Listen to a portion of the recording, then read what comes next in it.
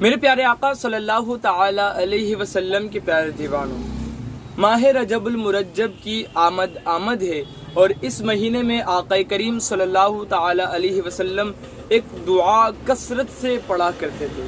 حضرت انس بن مالک رضی اللہ تعالی عنہ سے روایت ہے کہ فرماتے کہ حضور علیہ الصلوۃ والتسلیم ماہ رجب المرجب میں اس دعا کو بہت ہی زیادہ کثرت سے پڑھا کرتے تھے۔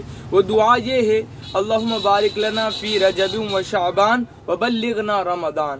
اس کا جو ترجمہ ہے وہ یہ ہے کہ اے اللہ ہمارے لیے رجب اور شعبان میں برکت عطا فرما اور ہمیں رمضان تک پہنچا دے۔ میرے پیارے آقا علیہ السلام کے پیارے دیوانوں، تو آپ سے بھی مؤدبانہ میری گزارش ہے اس دعا کو کثرت سے پڑھے اور اوروں تک بھی اس دعا کو پہنچائے۔ جب وہ دعا پڑھیں گے تو ان کی دعا پڑھنے کی وجہ سے اللہ رب العزت آپ کے گھر میں برکت عطا فرمائے گا، آپ کو عافیت عطا فرمائے گا اور آپ کو صحت و تندرستی کے ساتھ رمضان کریم عطا فرمائے گا۔